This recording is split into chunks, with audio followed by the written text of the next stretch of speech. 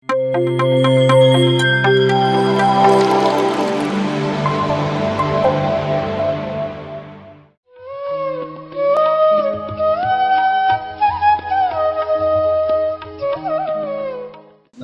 ಗುರುಗಳಾದ ಬ್ರಹ್ಮಶ್ರೀ ಪಿತಾಮಹ ಸುಭಾಷ್ ಪತ್ರಿ ಸಾರಿಗೆ, ಗುರುಮಾತಾ ಸ್ವರ್ಣಮಾಲಾ ಪತ್ರಿ ಮೇಡಮ್ಗೆ, ನನ್ನ ತಂದೆ ತಾಯಿಯರಿಗೆ, ನನ್ನ ಮಾರ್ಗದರ್ಶಕ ಗುರು ಬ್ರಹ್ಮಶ್ರೀ ಪ್ರೇಮನಾಥ್ ಸಾರಿಗೆ ನನ್ನ ಕೋಟಿ ಕೋಟಿ ವಂದನೆಗಳು. ನನ್ನ ಜೊತೆ ಸೇರಿರುವ ಎಲ್ಲ ಧ್ಯಾನ ಮಿತ್ರರಿಗೆ ನನ್ನ ಕೋಟಿ ಕೋಟಿ ವಂದನೆಗಳು. ಸ್ನೇಹಿತರೆ, ಇದು ಒಂದು ಅದ್ಭುತವಾದ ಒಂದು ವಿಷಯ ಅಂತ ಹೇಳ್ಬೋದು. ಮೃತ್ಯು ಅಂದ್ರೇ ಸಾಕಷ್ಟು ಜನಕ್ಕೆ ಭಯ. ಯಾಕೆ ಅಂದರೆ ನೋಡಿ, ಜೀವನದಲ್ಲಿ ಅತಿ ಹೆಚ್ಚಿನ ಶಿಕ್ಷಣ ನಮಗೆ ಎಲ್ಲಿಂದ ಸಿಗುತ್ತೆ ಅಂತಂದರೆ ಅದಕ್ಕೆ ಉತ್ತರ ಬಂದು ಮೃತ್ಯು. ಸಾವಿನಿಂದ ಅತಿ ಹೆಚ್ಚಿನ ಶಿಕ್ಷಣ ನಾವು ಪಡ್ಕೋಬೋದು. ಆದರೆ ಜ್ಞಾನ ಇಲ್ಲದೆ ಏನಾಗಿದೆ, ಸಾವಂದರೆ ಭಯ ಉಂಟಾಗಿದೆ. ಆದರೆ ಆ ಭಯ ಯಾಕೆ ಉಂಟಾಗುತ್ತೆ ಅಂತಂದರೆ, ಸಾವಿನ ನಂತರ ಏನಾಗುತ್ತೋ ಏನೋ, ಸಾವಿನ ನಂತರ ಸ್ವರ್ಗ ನರಕಗಳು ಇದ್ದಾವೆ, ನರಕಕ್ಕೆ ಹೋದರೆ ನನ್ನ ಪರಿಸ್ಥಿತಿ ಎಂಥದ್ದು, ನಾನು ಮಾಡಿದ ತಪ್ಪುಗಳಿಗೆಲ್ಲ ಶಿಕ್ಷೆಗಳು ಇರುತ್ತಾ, ಇವೆಲ್ಲ ಆಲೋಚನೆಗಳು, ಆಗು ಹೋಗುಗಳ ಬಗ್ಗೆ ಯೋಚನೆ ಮಾಡ್ತಾ ಸಾವಿನ ಬಗ್ಗೆ ಅತಿ ಹೆಚ್ಚಿನ ಆತಂಕ ಮತ್ತು ಭಯವನ್ನು ಹೊಂದಿರ್ತೀವಿ. ಆದರೆ ಇವತ್ತಿನ ಒಂದು ಅದ್ಭುತವಾದ ಕಥೆಯಲ್ಲಿ ಆ ಸಾವನ್ನು ಯಾವ ರೀತಿ ಆಹ್ಲಾದಕರದಿಂದ ಅದನ್ನು ಎದುರಿಸುವಂಥ ಒಂದು ಕಥೆ ನಾವು ಇವತ್ತು ಕೇಳೋಣ. ನಚಿಕೇತ ಮತ್ತು ಯಮನ ಒಂದು ಸಂವಾದ. ಇವತ್ತು ಆ ನಚಿಕೇತ ಒಂದು ಬಹಳ ಚಿಕ್ಕ ಬಾಲಕನಾಗಿದ್ದಾಗ ಆಗಿರುವ ಒಂದು ಘಟನೆ, ಯಮನ ಜೊತೆಗೆ ಆಗಿರುವ ಸಂವಾದದ ಒಂದು ಕತೆ ಇವತ್ತು ನಾವು ಕೇಳೋಣ. ನೋಡಿ, ನಚಿಕೇತನ ತಂದೆ ಒಮ್ಮೆ ಯಾಗ ಮಾಡ್ತಾ ಇದ್ದರು. ಯಾಗ ಮಾಡುವ ಸಮಯದಲ್ಲಿ ಬ್ರಾಹ್ಮಣರಿಗೆ ಅವಶ್ಯಕತೆಯ ಉಳ್ಳ ಆಹಾರ ಸಾಮಗ್ರಿ ಮತ್ತು ಬಟ್ಟೆಗಳು ಮತ್ತು ಅವರಿಗೆ ಎಲ್ಲ ಕೊಡುತ್ತಾ ಆಕಳದ ದಾನ ಕೂಡ ಕೊಡುತ್ತಾ ಇದ್ದರು. ಆ ಒಂದು ಯಾಗದ ಒಂದು ಪರಿಸರದಲ್ಲಿ ನಚಿಕೇತ ಅಡ್ಡಾಡ್ತಾ ಇದ್ದ. ಆ ಆಕಳಗಳು ಎಂಥ ಆಕಳ ಕೊಟ್ಟಿದ್ದ ಅಂದರೆ ನಚಿಕೇತನ ತಂದೆ, ಅವು ಬಹಳ ದುರಸ್ತಿ ಸ್ಥಿತಿ, ಅಂದರೆ ಬಹಳ ದುರ್ಬಲವಾದ ಸ್ಥಿತಿಯಲ್ಲಿದ್ದವು ಮತ್ತು ಅವು ಯಾವ ಕೆಲಸಕ್ಕೂ ಬರಲಾರ್ದಂಥ ಸ್ಥಿತಿ, ಅಂದರೆ ಹಾಲು ಕೊಡಲಾರ್ದಂಥ ಸ್ಥಿತಿಯಲ್ಲಿ ಅವು ಇದ್ದವು. ಅಂಥ ಒಂದು ಆಕಳನ್ನು ಆತ ದಾನ ಮಾಡ್ತಾರೆ. ನೋಡಿ, ಆ ಚಿಕ್ಕ ಹುಡುಗ ಅದನ್ನು ಗಮನಿಸ್ತಾ ಇದ್ದಾನೆ. ನಚಿಕೇತ ಆತನ ತಂದೆ ಕೊಡ್ತಿರುವ ಆ ದಾನವನ್ನು ನೋಡ್ತಾ, ನಾವು ಏನಾದರೂ ದಾನ ಕೊಟ್ಟರೆ ಅದು ಉಪಯೋಗ ಆಗಬೇಕು ಮತ್ತು ನಮಗೆ ಏನು ಬಹಳ ಇಷ್ಟವಾಗಿರ್ತದೋ ಅಂಥದನ್ನು ನಾವು ದಾನವಾಗಿ ಕೊಡಬೇಕು. ಆ ತಗೊಂಡಿರುವ ವ್ಯಕ್ತಿಗೆ ಪ್ರತಿಫಲ ಸಿಗಬೇಕು, ಅವನು ಆ ದಾನದಿಂದ ಸಂತೃಪ್ತನಾಗಬೇಕು ಅಂತ ಆ ಪುಟ್ಟ ಬಾಲಕಗೂ ಗೊತ್ತಿತ್ತು. ಯಾಕಿದ್ರೆ ಅವನು ಹುಟ್ಟಿರುವ ಒಂದು ಪರಿಸರ ಅಂಥದ್ದು. ಆ ಮಹಾನ್ ಋಷಿಗೆ ಮಗುವಾಗಿ ಹುಟ್ಟಿದ್ದ. ಅವನ ತಂದೆ ದೊಡ್ಡ ಋಷಿಯಾಗಿದ್ದರು. ಅವರು ಯಾಗ ಮತ್ತು ತಪಸ್ಸು ಎಲ್ಲ ಮಾಡುವಂಥ ಒಂದು ಋಷಿಯ ಬಾಲಕನಾಗಿ ಅವರು ಜನ್ಮ ತಗೊಂಡಿದ್ರ. ಅಲ್ಲಿ ನಚಿಕೇತ ಕೇಳಿದ ನಂತರ ಮತ್ತೆ ನಚಿಕೇತ ಆ ವಿಷಯ ಅವ್ರ ತಂದೆ ಹತ್ರ ಕೇಳಲಿಲ್ಲ. ನಚಿಕೇತ ಹೋಗಿ ಅವ್ರ ತಂದೆ ಹತ್ರ ಏನು ಕೇಳ್ದ, ನಿನಗೆ ಯಾರು ತುಂಬ ಇಷ್ಟ ಅಂತ ಕೇಳ್ದ. ನಚಿಕೇತನ ತಂದೆ ಹೇಳ್ದ, ನನಗೆ ನೀನಂದರೆ ಭಾಳ ಇಷ್ಟ ಅಂತ ಹೇಳ್ದ. ಆವಾಗ ನಚಿಕೇತ ಅಂತಾನೆ, ಹಾಗಾದರೆ ನನ್ನನ್ನು ಯಾರಿಗೆ ದಾನ ಕೊಡ್ತೀಯಾ ಅಂತ ಕೇಳ್ತಾನೆ ಅವ್ರ ತಂದೆಗೆ. ನೋಡಿ ಎಂಥ ಒಂದು ಪ್ರಶ್ನೆ. ಅಲ್ಲಿ ನಚಿಕೇತನ ತಂದೆ ಈ ಪ್ರಶ್ನೆಗೆ ಏನು ಉತ್ತರ ಕೊಡಲಾರ್ದೆ ಅದನ್ನು ಲೆಕ್ಕಿಸದೆ ಹೊರಟೋಗ್ಬಿಡ್ತಾನೆ. ಅವಾಗ ಮತ್ತೆ ಒಂದ್ಸಲ ನಚಿಕೇತ ಏನು ಮಾಡ್ತಾನೆ, ಅವರ ತಂದೆಗೆ ಮತ್ತೆ ಕೇಳ್ತಾನೆ, ನನ್ನನ್ನು ಯಾರಿಗೆ ದಾನ ಕೊಡ್ತೀಯಾ ಅಂತ. ಅವಾಗೂ ಸಿಟ್ಟಿನಿಂದ ನೋಡ್ತಾ ಅಲ್ಲಿಂದ ಹೊರಟೋಗ್ಬಿಡ್ತಾನೆ ನಚಿಕೇತನ ತಂದೆ.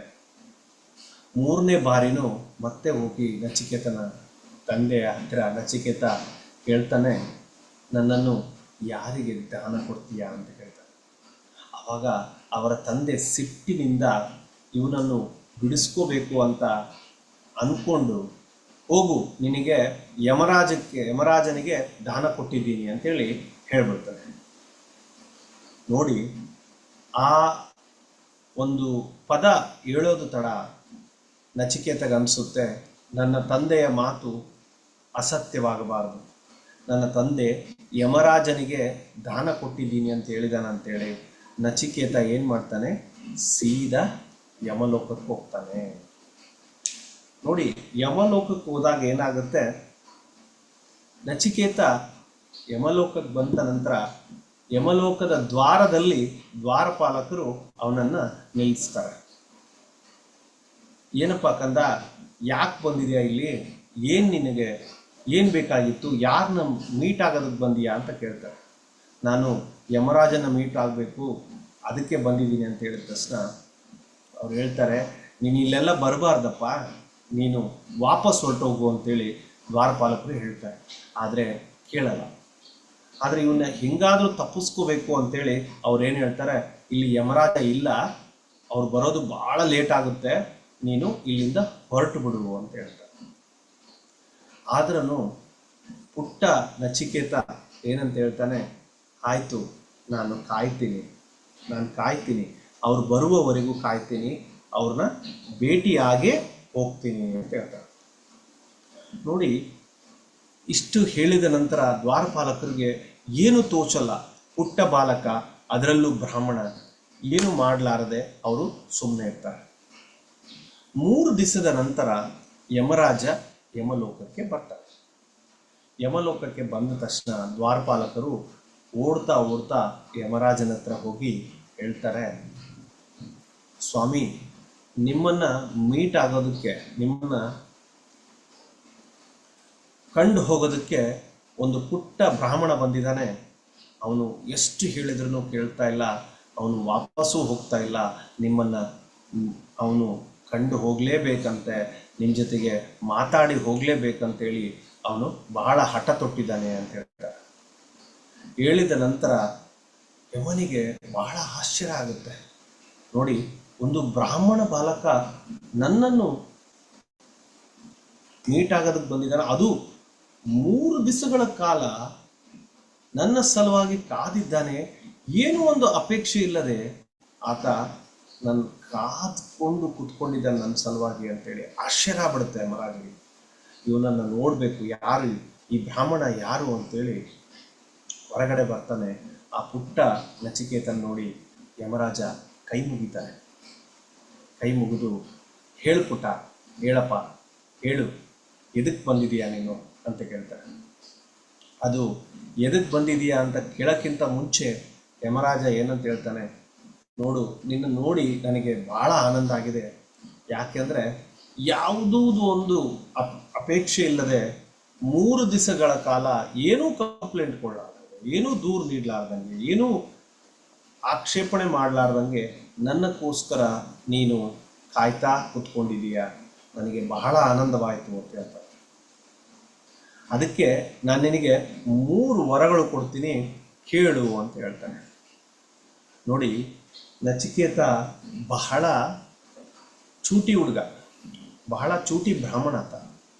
ನೋಡಿ, ಇಲ್ಲಿ ಬ್ರಾಹ್ಮಣ ಅಂದ ತಕ್ಷಣ ನಮಗೆ ಯಾಕೆ ಒಂದು ಭಕ್ತಿ ಭಾವ ಮತ್ತು ಒಂದು ಆದರದ ಭಾವ ಬರುತ್ತೆ ಅಂತಂದರೆ, ಬ್ರಾಹ್ಮಣ ಅಂತಂದರೆ ಬ್ರಹ್ಮತ್ವದ ಕಡೆ ಯಾರು ಅವರ ಪ್ರಯಾಣವನ್ನು ನಡೆಸ್ತಾರೋ ಅವನೇ ಬ್ರಾಹ್ಮಣ. ಬ್ರಾಹ್ಮಣ ಕುಲದಲ್ಲಿ ಹುಟ್ಟಿದವನು ಬ್ರಾಹ್ಮಣ ಅಲ್ಲ. ಯಾರು ಸತ್ಯದ ಜೊತೆಗೆ ಪ್ರಯಾಣ ನಡೆಸ್ತಾರೋ ಅವನು ಬ್ರಾಹ್ಮಣ.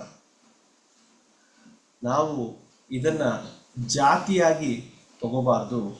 ಬ್ರಾಹ್ಮಣ ಅಂತಂದ್ರೆ ಬ್ರಹ್ಮತ್ವವನ್ನು ಅನುಭವಿಸುವ ವ್ಯಕ್ತಿಯೇ ಬ್ರಾಹ್ಮಣ. ಬ್ರಹ್ಮ ತತ್ವವನ್ನು ಜೀವನದಲ್ಲಿ ಅಳವಡಿಸಿಕೊಂಡು ನಡೆಯೋನೇ ಬ್ರಾಹ್ಮಣ. ಸತ್ಯದ ಕಡೆ ಪ್ರಯಾಣ ಮಾಡುವ ವ್ಯಕ್ತಿಯೇ ಬ್ರಾಹ್ಮಣ ಅಂತೇಳಿ ನಾವು ಅನ್ಕೋಬೇಕು. ಅದೇ ಒಂದು ವಿಷಯಕ್ಕೆ ಯಮರಾಜ ಬ್ರಾಹ್ಮಣ ಬಾಲಕ ಅಂದ ತಕ್ಷಣ ಯಮರಾಜನಿಗೆ ಒಂದು ಆದರದ ಭಾವದಿಂದ ಹೊರಗಡೆ ಬರ್ತಾನೆ. ನೋಡಿ, ಯಾರನ್ನಾಗಲಿ ಒಂದು ಬ್ರಹ್ಮತತ್ವದ ಕಡೆ ಹೋಗ್ತಾ ಇದ್ದಾರಂದ್ರೆ ಅವರನ್ನ ನಾವು ಆಧರಿಸಲೇಬೇಕಾಗುತ್ತೆ, ಗೌರವಿಸಲೇಬೇಕಾಗುತ್ತೆ. ಹಾಗಾಗಿ ಯಮರಾಜನು ಅದೇ ರೀತಿ ಬಂದು ಆ ಬಾಲಕಗೆ ಕೈ ಮುಗಿದು ಆನಂದದಿಂದ ಹೇಳ್ತಾನೆ, ನನಗೋಸ್ಕರ 3 ದಿವಸ ನೀನು ಏನೂ ಒಂದು ದೂರು ಕೊಡಲಾರ್ದಂಗೆ ಕಾದಿದೀಯ, ನಿನಗೆ 3 ವರಗಳನ್ನು ಕೊಡ್ತೀನಿ, ಕೇಳು ಅಂತ ಹೇಳ್ತಾನೆ. ಅವಾಗ ಹೇಳಿದ ತಕ್ಷಣ ಮೊದಲನೇ ವರ ನಚಿಕೇತ ಏನಂತ ಕೇಳ್ತಾನೆ ಅಂದರೆ, ನಾನು ನನ್ನ ಮನೆಗೆ ಹೋದಾಗ ನನ್ನ ತಂದೆ ಸಂತೋಷದಿಂದ ನನ್ನನ್ನು ಬರಮಾಡಿಕೊಳ್ಬೇಕು ಅಂತ ಕೇಳ್ತಾರೆ. ನೋಡಿ, ಒಂದೇ ಒಂದು ಪ್ರಶ್ನೆ ವರದಲ್ಲಿ ಎರಡು ವಿಷಯವನ್ನ ಆತ ಕೇಳ್ಕೊಂಡ. ನಾನು ಮನೆಗೆ ಹೋದಾಗ ಅಂದರೆ ನಾನು ಇಲ್ಲಿಂದ ಹೋಗ್ತಾ ಇದ್ದೀನಿ, ಇಲ್ಲೇ ಇರಲ್ಲ. ನಾನು ವಾಪಸ್ ಮನೆಗೆ ಹೋದಾಗ ನನ್ನ ತಂದೆ ಸಂತೋಷದಿಂದ ನನ್ನನ್ನು ಸ್ವಾಗತಿಸ್ಕೋಬೇಕು ಅಂತ ಹೇಳ್ದ. ಅಂದರೆ ಆತನ ತಂದೆ ನಡೆದಿದ್ದೆಲ್ಲ ವಿಷಯ ಎಲ್ಲ ಮರೆತು ಸಂತೋಷದಿಂದ ಆತನ ಸ್ವಾಗತಿಸ್ಕೋಬೇಕು ಅಂತೇಳಿ ಮೊದಲನೇ ವರ ಕೇಳ್ತಾರೆ. ಆವಾಗ ಯಮರಾಜ ತಥಾಸ್ತು ಅಂತಾರೆ. ಈಗ 2ನೇ ವರ ಕೇಳು ಅಂತ ಹೇಳ್ತಾರೆ. 2ನೇ ವರ ಕೇಳಿದಾಗ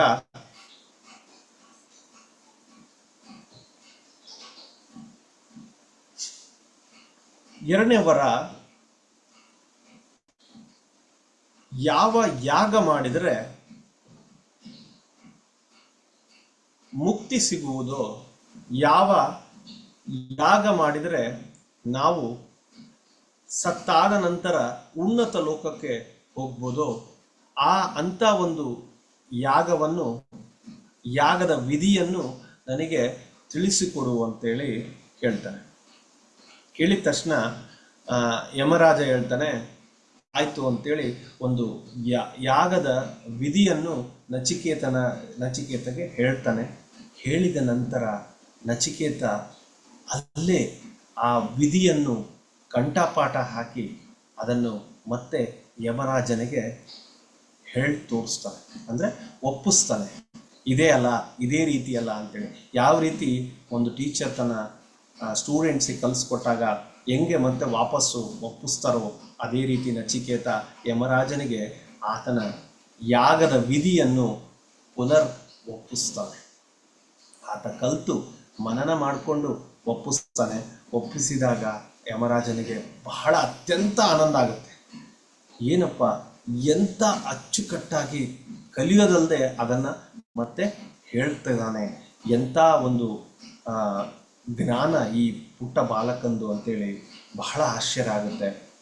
ಅದಕ್ಕೆ ಆ ಯಾಗದ ವಿಧಿಯ ಹೆಸರೇ ನಚಿಕೇತನ ಯಾಗದ ವಿಧಿ ಅಂಥೇಳಿ ಇಟ್ಬಿಡ್ತಾನೆ ಯಮರಾಜ. ನಚಿಕೇತನ ವಿಧಿ ನೋಡಿ, ಆ ಯಾಗದ ವಿಧಿ ಹೆಸರೇ ನಚಿಕೇತನ ಹೆಸರಲ್ಲೇ ಇಟ್ಬಿಡ್ತಾನೆ ಯಮರಾಜ. ಯಾಕೆಂದ್ರೆ ಅಷ್ಟು ಅತ್ಯಂತ ಸಂತೋಷ ಆಗುತ್ತೆ ಅವನಿಗೆ, ಅಷ್ಟು ಅಚ್ಚುಕಟ್ಟಾಗಿ ಆ ಯಾಗದ ವಿಧಿಯನ್ನು ಒಪ್ಪಿಸ್ತಾನೆ ಯಮರಾಜನಿಗೆ. ಈಗ 2 ವರಗಳ ನಂತರ 3ನೇ ವರ ಕೇಳು ಅಂತ ಹೇಳ್ತಾನೆ. 3ನೇ ವರ ಕೇಳಿದಾಗ ನಚಿಕೇತ ಕೇಳ್ತಾನೆ, ಮೃತ್ಯುವ ನಂತರ ಏನಾಗ್ತದೆ, ಮೃತ್ಯುವ ನಂತರ ಏನಾಗುತ್ತೆ, ನಾವು ಎಲ್ಲಿಗೆ ಹೋಗ್ತೀವಿ ಅಂತ ಕೇಳ್ತಾರೆ. ಆ ಪ್ರಶ್ನೆ ಕೇಳಿದ ನಂತರ ನೋಡಿ, ಯಮರಾಜ ಇದು ಬಹಳ ಸೂಕ್ಷ್ಮವಾದ ಪ್ರಶ್ನೆ. ಇವನು ಇನ್ನ ಪುಟ್ಟ ಬಾಲಕ, ನೋಡಿದರೆ ಎಂತಹ ದೊಡ್ಡ ಪ್ರಶ್ನೆ ಕೇಳ್ತಾ ಇದ್ದಾನೆ. ಅದಕ್ಕೆ ಯಮರಾಜ ಏನಂತಾನೆ, ನೋಡು ನಿನಗೆ, ಯಮರಾಜ ಅವಾಗ ಅವನಿಗೆ ಬಾಲಕನಿಗೆ ಲಂಚ ಕೊಡೋದಕ್ಕೆ ಪ್ರಾರಂಭ ಮಾಡ್ತಾನೆ. ಏನಂತ ಹೇಳ್ತಾನೆ, ಈ ಪ್ರಶ್ನೆ ಬೇಡ, ಒಂದು ಕೆಲಸ ಮಾಡು, ನಿನಗೆ ಸಾಕಷ್ಟು ಸಮೃದ್ಧಿ, ಆಸ್ತಿ, ಬಂಗಾರ, ವೈಡೂರ್ಯ ಎಲ್ಲವನ್ನು ಕೊಡ್ತೀನಿ ನಾನು, ದನ ಕರುಗಳು, ತುಂಬಿದ ನಾಣ್ಯಗಳು ಎಲ್ಲವನ್ನು ನಿನಗೆ ಅನುಗ್ರಹಿಸ್ತೀನಿ ಅಂತ ಹೇಳ್ತಾನೆ. ಆವಾಗ ನಚಿಕೇತಗೆ ಅರ್ಥ ಆಗುತ್ತೆ, ಈ ಪ್ರಶ್ನೆ ಬಹಳ ಮುಖ್ಯವಾದದ್ದು ಪ್ರಶ್ನೆ. ಅಲ್ಲಿಗೆ ನಚಿಕೇತ ಹೇಳ್ತಾನೆ, ಇಲ್ಲ, ನನಗೆ ಅದರ ಉತ್ತರನೇ ಬೇಕು ಅಂತ.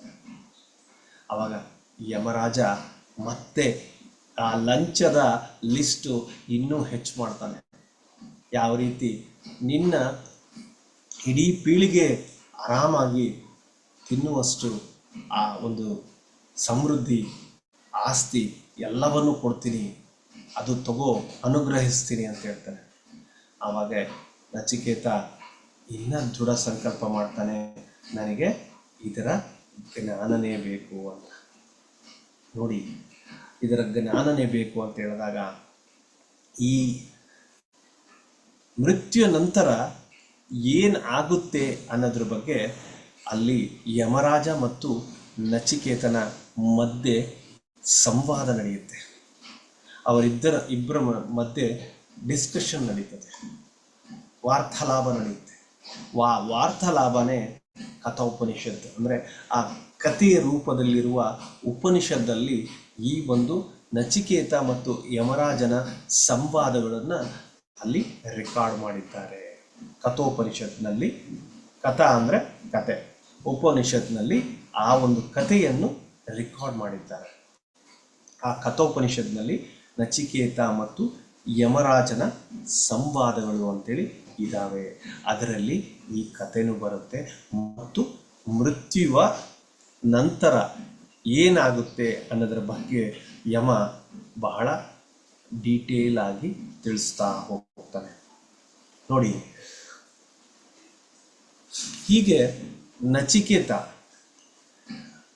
ನಚಿಕೇತನ ಒಂದೊಂದು ಪ್ರಶ್ನೆ ಎಷ್ಟು ಅದ್ಭುತವಾದ ಪ್ರಶ್ನೆಗಳಿದ್ದವು. ಆದರೆ ಆ ಮೂರನೇ ಪ್ರಶ್ನೆಯಲ್ಲಿ ನೋಡಿ, ಯಮರಾಜ ಎಷ್ಟು ಲಂಚ ಕೊಡೋದಕ್ಕೆ ಪ್ರಯತ್ನ ಪಟ್ಟರೂ ಆ ನಚಿಕೇತ ಎಲ್ಲೆಲ್ಲೂ ಕೇಳಲಿಲ್ಲ. ನೋಡ್ರಿ, ಜ್ಞಾನದ ಹಸಿವಂದರೆ ಆ ನಚಿಕೇತದ ಹಾಗೆ ಇರಬೇಕ್ರಿ. ನೋಡ್ರಿ, ಆ ಪುಟ್ಟ ಬಾಲಕ ಅವನು ವಯಸ್ಸಿನಲ್ಲಿ ಚಿಕ್ಕವನಾಗಿರ್ಬೋದು, ಆದರೆ ಅವನು ಜ್ಞಾನದಲ್ಲಿ ಬಹಳ ದೊಡ್ಡವನಾಗಿರ್ತಾರೆ. ಅದಕ್ಕೆ ಅವನು ಏನು ಲಂಚ ಕೊಟ್ಟರು, ಏನು ಅವನಿಗೆ ಆಸೆಗಳು ತೋರಿಸಿದ್ರೂ ಯಾವುದನ್ನು ಒಪ್ಪಲಾರದೆ, ಅದೇ ನನಗೆ ಸತ್ಯ ಬೇಕು, ಅದೇ ಅದರ ಉತ್ತರ ಬೇಕು, ಅದೇ ಜ್ಞಾನ ಬೇಕು ನನಗೆ ಅಂದರೆ ಒಂದು ದುರ್ಲಭವಾದ ಜ್ಞಾನ. ಅದು ದುರ್ಲಭವಾದ ಜ್ಞಾನ, ಸಿಗಲ್ಲ ಜ್ಞಾನ.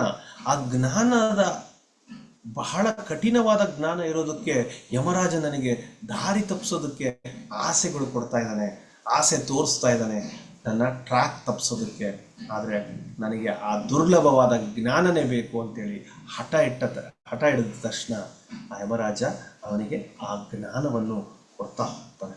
ನೋಡಿ, ನಾವು ಈ ಒಂದು ಆತ್ಮದ ಒಂದು ಪ್ರಯಾಣದಲ್ಲಿ ನಾವು ಎಷ್ಟು ವಿಚಿತ್ರ ಅಂದರೆ, ನಾವು ಏನಾಗುತ್ತೀವಿ, ಆ ಆತ್ಮವನ್ನೇ ಮರ್ತೋಗ್ಬಿಡ್ತೀವಿ. ಈ ಆತ್ಮದ ಯಾತ್ರೆಯಲ್ಲಿ ಆ ಆತ್ಮವನ್ನೇ ಮರೆತು ಜೀವಿಸೋದಕ್ಕೆ ಶುರು ಮಾಡ್ತೀವಿ. ನಾವು ಅಲ್ಲಿ ನೋಡಿ, ಮತ್ತೆ ಒಂದು ಉಪನಿಷತ್ತಲ್ಲಿ ಹೇಳ್ತಾರೆ, ನೇತಿ ಅಂತ ಹೇಳ್ತಾರೆ. ಅಂದರೆ ನೇತಿ ಅಂತಂದರೆ, ನನ್ನ ಹೆಸರು ವೆಂಕಟೇಶ್, ನಾನು ವೆಂಕಟೇಶ್ ಅಲ್ಲ, ನಾನು ಇಲ್ಲಿ ಒಂದು ವ್ಯಾಪಾರಸ್ಥ, ನಾನು ವ್ಯಾಪಾರಸ್ಥ ಅಲ್ಲ, ನಾನು ಇಲ್ಲಿ ದೇಹ, ನಾನು ದೇಹ ಅಲ್ಲ, ನಾನು ಇಲ್ಲಿ ಮನಸ್ಸು, ನಾನು ಇಲ್ಲಿ ಮನಸ್ಸಲ್ಲ, ನಾನು ಇಲ್ಲಿ ಎಲ್ಲೋ ಒಂದು ಕಡೆ ಅಹಂಕಾರ, ನಾನು ಆ ಅಹಂಕಾರ ಅಲ್ಲ, ನಾನು ಎಲ್ಲೋ ಒಂದು ಕಡೆ ಐಡೆಂಟಿಟಿ, ಆ ಒಂದು ಗುರುತಿಂಪನು ಅಲ್ಲ. ಅಂದರೆ ಒಂದೊಂದನ್ನೇ ಸರಿಸ್ತಾ ಹೋಗೋದು. ನೇತಿ ಅಂದರೆ ನಾನಲ್ಲ, ಇದು ನಾನಲ್ಲ, ಇದು ನಾನಲ್ಲ. ಹಾಗಾದರೆ ನಾನು ಯಾರು? ಹಾಗಾದರೆ ನಾನು ಆತ್ಮಸ್ವರೂಪನು. ಅದನ್ನು ಎಲ್ಲ ಸರಿಸಿದಾಗ ಕಡೆಗೆ ನಮಗೆ ಉಳಿಯೋದೇ ಆತ್ಮದ ತತ್ವ, ಆತ್ಮದ ಒಂದು ಬೆಳಕು, ಆತ್ಮದ ಒಂದು ಪ್ರಜ್ವಲತೆ, ಆತ್ಮದ ಒಂದು ಶಕ್ತಿ, ಆತ್ಮದ ಒಂದು ಕಾಂತಿ. ಅದೇ ಉಳಿಯೋದು ನಮಗೆ. ಕೊನೆಯದಾಗಿ ಆ ಆತ್ಮದ ತತ್ವ ನಮ್ಮಲ್ಲಿ ಉಳಿಯುತ್ತೆ. ಆ ನೇತಿ ಅನ್ನೋದು ಬಹಳ ಅದ್ಭುತವಾದ ಉಪನಿಷತ್ತಿನ ಒಂದು ಶ್ಲೋಕ ಆಗಿದೆ. ಯಾಕೆಂದರೆ ನೋಡಿ, ಎರಡೇ ಪದ ನೇತಿ. ಈ ಎರಡು ಪದಗಳಲ್ಲಿ ಅದ್ಭುತವಾದ ಒಂದು ಶಕ್ತಿ ತುಂಬಿದೆ ನೋಡ್ರಿ. ನಮ್ಮ ಒಂದು ಆಧ್ಯಾತ್ಮಿಕ ಪ್ರಯಾಣದಲ್ಲಿ ಈ ನೇತಿ ಅನ್ನೋದು ಬಹಳ ಕೆಲಸ ಮಾಡತ್ರಿ. ನಮ್ಮ ಅಹಂಕಾರವನ್ನು ತೊರೆಯೋದಕ್ಕೆ, ನಮ್ಮ ದೇಹದ ಮೇಲೆ ಮೋಹವನ್ನು ತೆಗೆದುಹಾಕೋದಕ್ಕೆ, ನಮ್ಮ ಮನಸ್ಸಿನ ದಾಟಿ ಮುಂದೆ ಹೋಗೋದಕ್ಕೆ, ನಮ್ಮ ಎಲ್ಲ ಒಂದು ಐಡೆಂಟಿಟಿಗಳನ್ನು ಬ್ರೇಕ್ ಮಾಡೋದಕ್ಕೆ, ಎಲ್ಲದಕ್ಕೂ ಸಹಾಯಕವಾಗೋದು ನೇತಿ. ನಾನಲ್ಲ, ನಾನು ಇದು ಅಲ್ಲ, ನಾನು ಇದು ಅಲ್ಲ. ಹಾಗಾದರೆ ನಾನು ಆತ್ಮಸ್ವರೂಪನು, ಹಾಗಾದರೆ ನಾನು ಆತ್ಮಜ್ಯೋತಿ, ಹಾಗಾದರೆ ನಾನು ಆತ್ಮಬಿಂದು, ಹಾಗಾದರೆ ನಾನು ಆತ್ಮಶಕ್ತಿ, ಹಾಗಾದರೆ ನಾನು ಆತ್ಮಸ್ವರೂಪನು.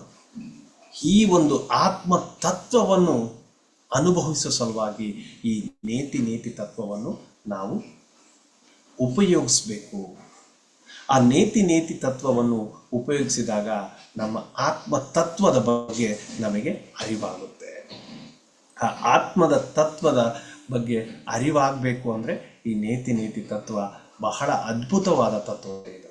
ನೋಡಿ, ಈ ಒಂದು ಆತ್ಮಕ್ಕೆ ಒಂದು ಹುಟ್ಟಿಲ್ಲ, ಸಾವಿಲ್ಲ.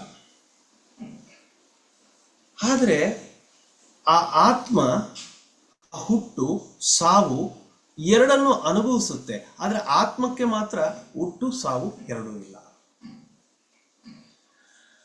ಆತ್ಮ ಒಂದು ಋಣು ರೂಪದವಾಗಿ ಆ ತಾಯಿಯ ಗರ್ಭದಲ್ಲಿ ಸೇರ್ಕೊಳ್ಳುತ್ತೆ.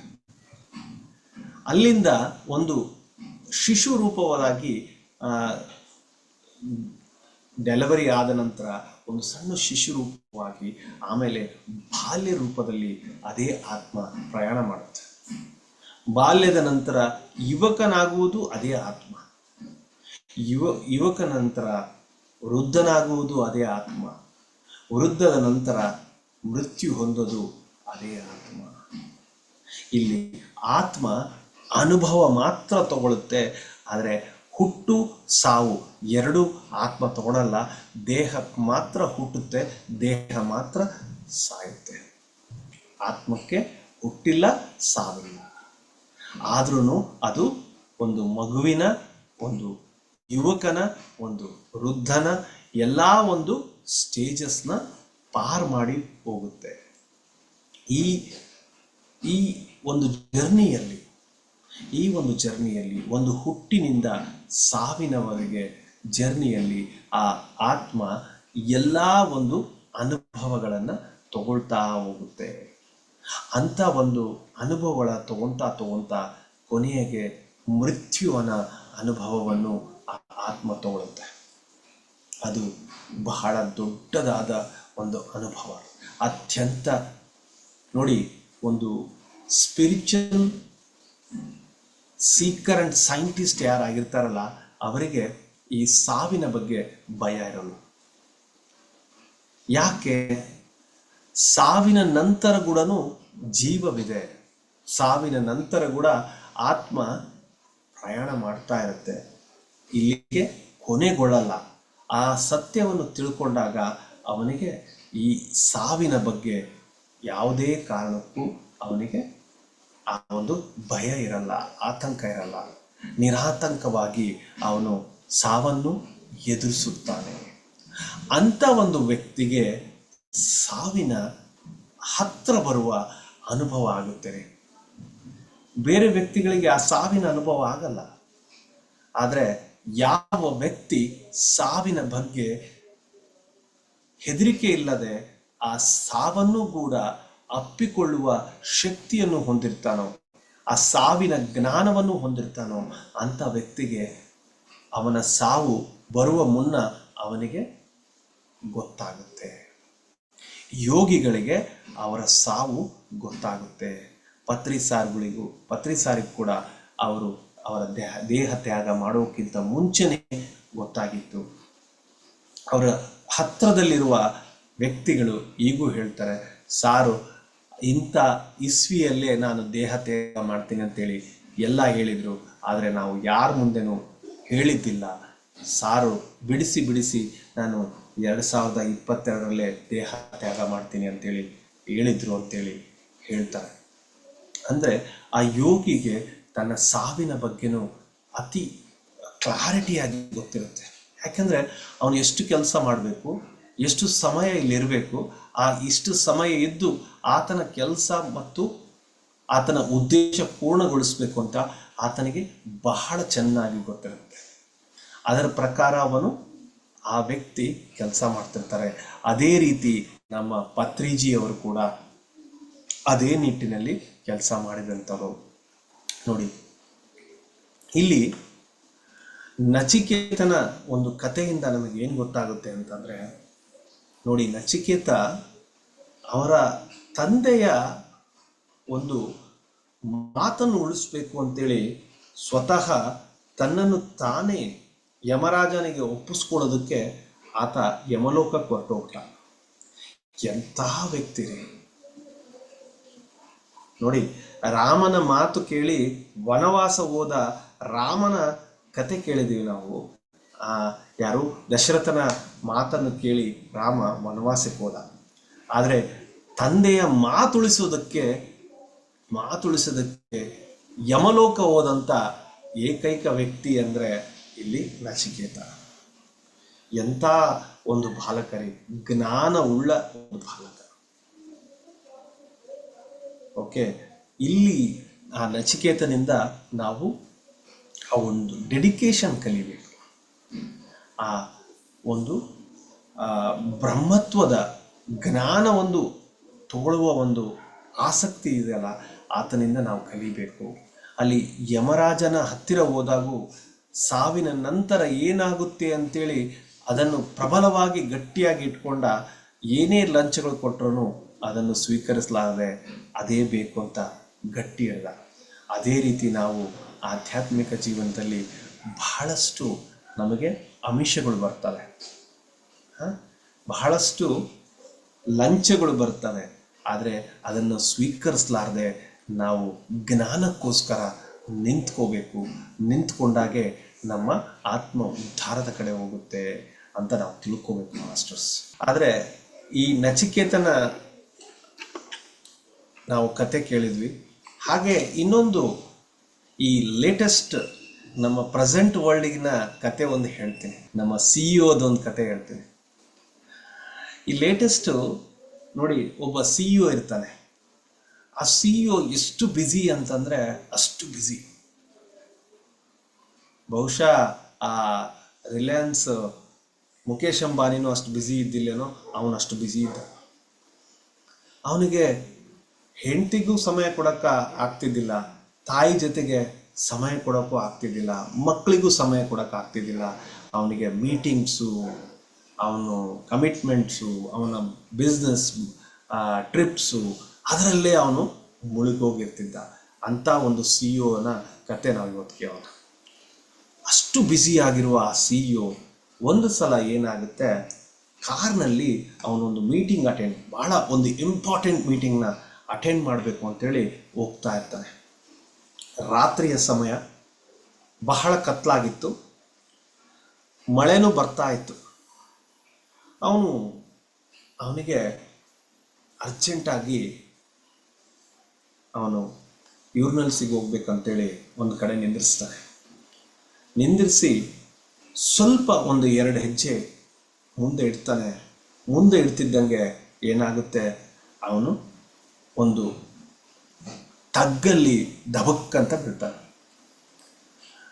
ಬಿದ್ದ ತಕ್ಷಣ ಅವನ ಕೈಯಲ್ಲಿ ಒಂದು ಮರದ ಕೊಂಬೆ ಬರುತ್ತೆ. ಆ ಕೊಂಬೆನ ಗಟ್ಟಿಗಿಟ್ಕೊತಾನೆ. ಗಟ್ಟಿಗಿಟ್ಕೊಂಡ ತಕ್ಷಣ ನೋಡಿ, ಆ ಕತ್ತಲಿನ ರಾತ್ರಿ,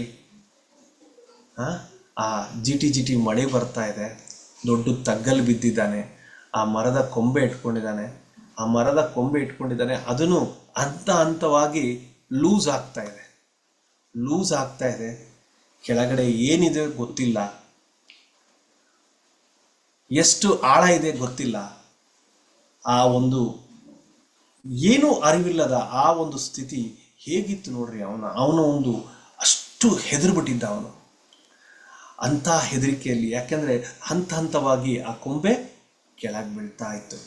ಆವಾಗ ಅವನು ಒಂದು ಕ್ಷಣ ಆ ಹೆದರಿಕೆಯನ್ನೆಲ್ಲ ಬದಿಗಿಟ್ಟು ಅವನಿಗೆ ಖಾತ್ರಿ ಆಗ್ಬಿಡ್ತು, ನಾನು ಇನ್ನು ಉಳಿದ್ರೆ ಇನ್ನು ಕೆಲವು ನಿಮಿಷಗಳು ಮಾತ್ರ, ಆಮೇಲೆ ನಾನು ಇರೋಲ್ಲ ಅಂತ ಖಾತ್ರಿ ಆಯ್ತಲ್ಲ. ಆವಾಗ ಅವನೇನು ಮಾಡ್ತಾನೆ ನೋಡಿ, ಅಂಥ ಒಂದು ಸಮಯದಲ್ಲಿ ಮನುಷ್ಯನಿಗೆ ಜ್ಞಾನೋದಯ ಆಗುತ್ತೆ ಅಂತಾರಲ್ಲ, ಆವಾಗ ಅವನಿಗೆ ಫಸ್ಟು ಕಂಡಿದ್ದು ಆತನ ತಾಯಿ ಕಂಡ್ಲು. 9 ತಿಂಗಳು ನನ್ನ ಹೊತ್ತಲು, ಎಷ್ಟೆಲ್ಲ ನನಗೋಸ್ಕರ ಆರೈಕೆ ಮಾಡಿದ್ಲು, ಆಕೆ ಸಲುವಾಗಿ ನನಗೆ ಸಮಯ ಕೊಡೋಕ್ಕಾಗಲಿಲ್ಲ ಅಂಥೇಳಿ ಕಣ್ಣಾಗ ನೀರು ಬರೋದಕ್ಕೆ ಸ್ಟಾರ್ಟ್ ಆಗುತ್ತೆ. ಅಷ್ಟು ದುಃಖದಿಂದ ಅವನು ತಾಯಿನ ನೆನೆಸ್ಕೊತಾನೆ. ಅದಾದ ನಂತರ, ತಾಯಿಯ ನಂತರ ಅವನ ಕಣ್ಣಿಗೆ ಬರೋದು ಆತನ ಹೆಂಡತಿ. ನನ್ನ ಜೀವನಕ್ಕೋಸ್ಕರ ಇಷ್ಟೆಲ್ಲ ಕಷ್ಟಪಟ್ಟಳು, ನನ್ನ ಜೊತೆಗಿದ್ಲು, ಎಲ್ಲ ಮಾಡಿದ್ಲು, ಆದರೂ ನಾನು ಆಕೆಗೆ ಸಮಯ ಕೊಡಲಿಲ್ಲ ಅಂತೇಳಿ ಬಹಳ ಅವನಿಗೆ ದುಃಖ ಆಗುತ್ತೆ. ಅವನು ಈ ಸ್ಥಿತಿಗಿರೋದಕ್ಕೆ ಆತನ ಒಬ್ಬ ಸ್ನೇಹಿತ ಒಂದು ಸಹಾಯ ಮಾಡಿರ್ತಾರೆ. ಆ ಸ್ನೇಹಿತನ ಕೂಡ ಈತ ಸಮಯ ಕೊಡೋಕ್ಕಾಗ್ತಿರಲ್ಲ, ಅವನ್ನ ಮರ್ತೋಗ್ಬಿಟ್ಟಿರ್ತಾನೆ. ಆ ಸಮಯದಲ್ಲಿ ಅವನ ಸ್ನೇಹಿತ ನೆನಪಾಗ್ತಾನೆ. ಅಯ್ಯೋ, ಅಂದರೆ ಇವರೆಲ್ಲ ನೆನಪಾದ ನಂತರ ಅವರಿಗೆಲ್ಲ ಕೃತಜ್ಞತೆ ಹೇಳ್ತಾ ಬರ್ತಾನೆ. ನಿಮ್ಮಿಂದ ನಾನು ಎಷ್ಟೆಲ್ಲ ಪ್ರೀತಿ ಪಡ್ಕೊಂಡೆ, ನಾನು ಇದು ನನ್ನ ಕೊನೆಯ ಗಳಿಗೆ ನಾನು ನಿಮಗೆ ಕೃತಜ್ಞತೆ ಕೊಡ್ತಿದ್ದೀನಿ ಅಂತೇಳಿ ತಾಯಿಗೆ ಮತ್ತು ಸ್ನೇಹಿತನಿಗೆ, ಹೆಂಡತಿಗೆ, ಮಕ್ಕಳು ಎಲ್ಲ ಕಣ್ಮುಂದೆ ಬರ್ತಾರೆ. ನಿಮಗೆ ಸಮಯ ಕೊಡಲಿಲ್ಲ ಅಂತೇಳಿ ಬಹಳ ಬೇಜಾರಾಗುತ್ತೆ ಅವನಿಗೆ. ಆದ್ರೂ ಅವ್ರನ್ನ ನೆನೆಸ್ಕೊತಾ ಇರ್ತಾನೆ. ನೋಡಿ, ಆ ನೆನೆಸ್ತಾ ಆ ಒಂದೊಂದು ಕ್ಷಣ ಕಳೀತಾ ಇದೆ. ಆ ಮರದ ಕೊಂಬೆ ಕೈ ಜಾರ್ತಾ ಇದೆ. ಕಡೆಗೆ ಲಾಸ್ಟಿಗೆ ಮರದ ಕೊಂಬೆ ಕೈ ಜಾರ್ತು, ಕೆಳಗಡೆ ನಿಂತ್ಕಂಡ. ನೋಡಿ, ಮರದ ಕೊಂಬೆ ಕೈ ಜಾರ್ತು, ಆದರೆ ನಿಂತ್ಕೊಂಡಿದ್ದಾನೆ. 2 ಅಡಿ ಕೆಳಗಡೆ ಅವನು ನಿಂತ್ಕೊತಾನೆ. ಇಷ್ಟೊತ್ತು ಏನು ಮಾಡ್ತಿದ್ದ ಅವನು? ನಾನು ಇನ್ನು ಕೆಲವು ಕ್ಷಣದಲ್ಲಿ ನಾನು ಹೊರಟೋಗ್ಬಿಡ್ತೀನಿ, ನಾನು ಇರೋಲ್ಲ ಅಂತೇಳಿ ತಿಳಿದಿರೋನು ಏನಾಯಿತು, ಅವನು ಜೀವಂತವಾಗಿ ಆ ನೆಲದ ಮೇಲೆ ನಿಂತ್ಕೊಂಡಿರ್ತಾನೆ. ಆ ನೋಡಿ, ಕೊನೆಯ ಗಳಿಯ ಅಂದರೆ ಮೃತ್ಯು ಎಂಥ ಪಾಠ ಕಲಿಸುತ್ತೆ ಅಂತಂದರೆ, ಅವನ ಒಂದು ಕೊನೆಯ ಸಾವಿನ ಗಳಿಗೆಯಲ್ಲಿ ಅವನಿಗೆ ಒಂದು ಅತ್ಯಂತ ಪಾಠ ಕಲಿಸಿದ್ದೇನು ಅಂತಂದರೆ, ಅವನು ಕೃತಜ್ಞತಾಶಾಲಿ ಆಗಿರಬೇಕು ಮತ್ತು ಎಲ್ಲರಿಗೂ ಸಮಯ ಕೊಡುವಂಥವನಾಗಿರಬೇಕು. ಅವನು ಎಷ್ಟೇ ಬ್ಯುಸಿ ಇರಲಿ, ಆದರೆ ಅವನ ಫ್ಯಾಮಿಲಿಗೆ ಅವನು ಸಮಯ ಕೊಡಬೇಕು, ಅವನ ತಾಯಿಗೆ ಅವನು ಸಮಯ ಕೊಡಬೇಕು, ಹೆಂಡತಿಗೆ ಸಮಯ ಕೊಡಬೇಕು, ಮಕ್ಕಳಿಗೆ ಸಮಯ ಕೊಡಬೇಕು ಅನ್ನೋ ಒಂದು ಜ್ಞಾನ ಆ ಸಾವು ಕಲಿಸ್ಕೊಟ್ಟೋಯ್ತು ಅವನಿಗೆ. ಹತ್ತಿರದಿಂದ ನೋಡ್ದ ಸಾವನ್ನ, ಬಹಳ ಹತ್ತಿರದಿಂದ ಸಾವು ನೋಡ್ದ. ಆದರೆ ಆ ಒಂದು ಪರಿಸ್ಥಿತಿ ಅವನನ್ನು ಸಂಪೂರ್ಣವಾಗಿ ಬದಲಾವಣೆ ಆಗ್ಬಿಡ್ತು.